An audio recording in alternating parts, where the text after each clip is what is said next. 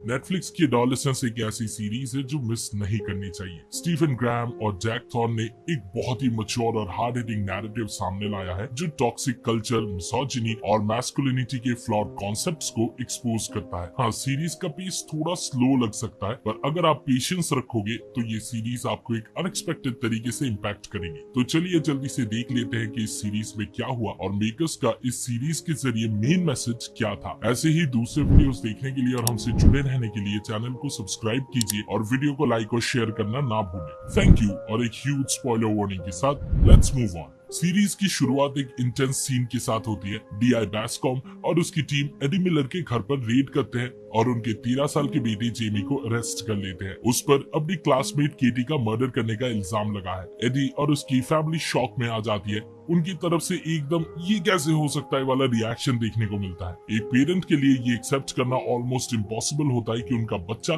किसी का मर्डर कर सकता है। जेमी को पुलिस स्टेशन ले जाया जाता है और जैसे ही इंटरोगेशन स्टार्ट होती है वो तुरंत टूट जाता है। वो ठीक से बात भी नहीं कर पाता और जो कुछ भी चल रहा है वो उसके लिए एक हॉरिफाइंग सपने की तरह लग रहा होता है। पुलिस इन्वेस्टिगेशन के दौरान हर एक स्टेप मिलर परिवार के लिए एक इमोशनल टॉर्चर की तरह होता है। जैसे जैसे इंक्वायरी आगे बढ़ती है, जेमी और उसकी फैमिली का साइकोलॉजिकल ब्रेकडाउन दिखने लगता है। हाँ, पुलिस वाले अपने अप्रोच में कॉर्डियल और प्रोफेशनल है, पर इसका मतलब ये नहीं कि ये प्रोसेस उनके लिए आसान होगा। एक 13 साल का लड़का, मर्डर चार्जेस और एक टूटा फूटा फैमिली, ये सब मिला के एक इमोशनल रोलर कोस्टर बन जाता है। जेमी को स्टेट अपॉइंटेड लॉयर दिया जाता है जो उससे बोलता है कि वो उस रात के बारे में कोई भी सवाल का जवाब ना दे। जेमी भी बहुत ध्यान से चलता है और डीआई और उसके कॉलीग्स को एक भी डिटेल नहीं देता।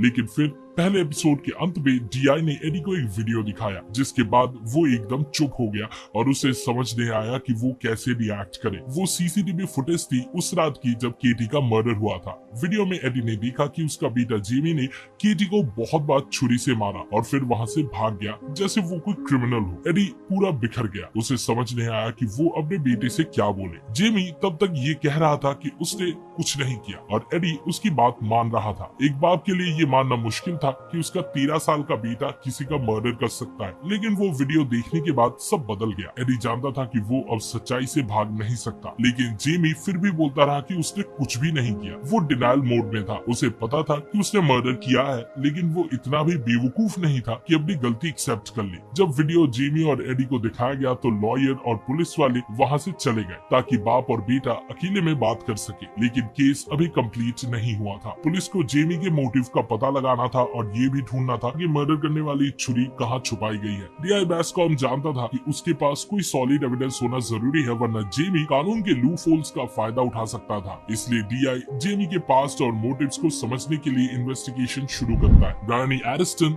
दूसरी चाइल्ड साइकोलॉजी एक्सपर्ट थी जो जेमी से बात करने आई थी और समझना चाहती थी कि उसने ये क्राइम क्यों कमिट किया। ब्रायनी ने छोटी मोटी बातें करके कन्वर्सेशन स्टार्ट की, लेकिन जैसे जैसे बात आगे बढ़ी पूरा मामला ही बदल गया। ब्रायनी ने जेमी की सोच को समझने की कोशिश की। उसका नजरिया लड़कियों के बारे में क्या था, मैस्कुलिनिटी को लेकर उसके विचार क्या थे और समाज को लेकर उसकी सोच कैसी थी, ये सब उन्होंने डिस्कस किया। जेमी को सिक्योर ट्रेनिंग सेंटर भेजने से पहले, जहां जुवेनाइल्स को इवैल्यूएशन के लिए रखा जाता है, डीआई बेस्कॉम ने उसकी क्लासमेट्स और दोस्तों से बात की। बेस्कॉम के बेटे ने उसको जेमी और केटी के इंस्टाग्राम इंटरैक्शंस दिखाए। उसका बेटा जो जेमी का सीनियर था उसने बताया कि केटी ने जेमी को काफी बुली किया था और उसको इंसेल या नपुंसक भी कहा था। बेसिकली जेमी का मजाक उड़ाया गया था क्योंकि उसके रोमांटिक पार्टनर्स नहीं थे। बेस्कॉम को समझ आया कि जेमी सोशल मीडिया पर मिसोजिनिस्ट जैसे एंड्रयू टेट की बातों से प्रभावित होता था। वो ऐसे विचारों में विश्वास करने लगा था जो कि प्रॉब्लमेटिक थे, जैसे कि 80% लड़कियां सिर्फ 20% लड़कों को पसंद करती है। जेमी ने ये मान लिया था कि वो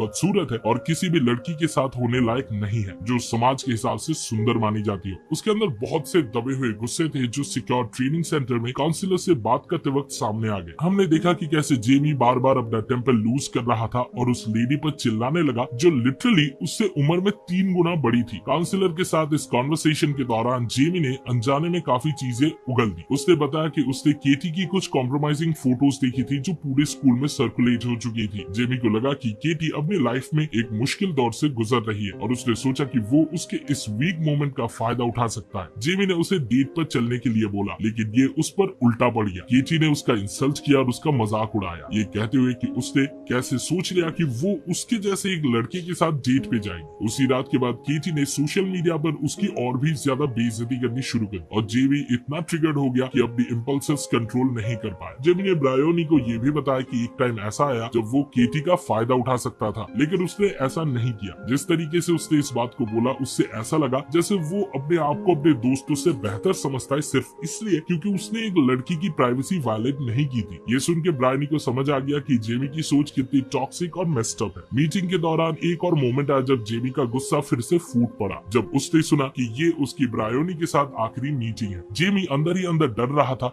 क्योंकि उसे पता था कि उसने ब्रायोनी को इतना कुछ बता दिया था जो उसके अगेंस्ट जा सकता था। वो नहीं चाहता था कि उस पर कोई बुरा इंप्रेशन पड़े, लेकिन अपनी इम्पल्सेस कंट्रोल करना उसके बस में नहीं था। एक मोमेंट ऐसा भी आया जब ऐसा लगा कि जेमी को एक अजीब सी खुशी मिल रही थी, एक ऐसी औरत को डराकर जो उससे उम्र में कई ज्यादा बड़ी थी। उसे पता था कि ये उसके केस के लिए बुरा साबित हो सकता है, लेकिन जिस तरीके से उसने ब्रायोनी को देखा और उससे बात किया, उससे महसूस हुआ कि उसे ये सब करने में मजा आ रहा था। जेमी क्लियरली एक पावर पोजीशन में रहना चाहता था, उसे डोमिनेट करना पसंद था क्योंकि उसको लगा कि एक मर्द होने का मतलब यही होता है। उसकी मैस्कुलिनिटी की सोच बिल्कुल फ्लॉड थी, शायद इसीलिए क्योंकि उसने जो भी सीखा था वो सिर्फ उन मिसोजिनिस्ट से सुन के सीखा था जो टॉक्सिक मैस्कुलिनिटी को ग्लोरीफाई करते हैं और औरतों को नीचा दिखाते हैं। कोई सोच भी नहीं सकता था कि एक बेवकूफ आदमी के शब्दों का एक मासूम दिमाग पर कितना गहरा असर हो सकता है। ये प्रॉब्लम सिर्फ सरफेस लेवल की नहीं थी बल्कि एक डीपली रूटेड प्रॉब्लम भी थी। पूरा सिस्टम ये समझने में जूझ रहा था कि जेमी को सही रास्ते पर लाने के लिए कौन से करेक्टिव मेजर्स लिए जाने चाहिए। इस क्राइम को ऑलमोस्ट 1 साल हो चुका था, लेकिन फिर भी जुवेनाइल जस्टिस सिस्टम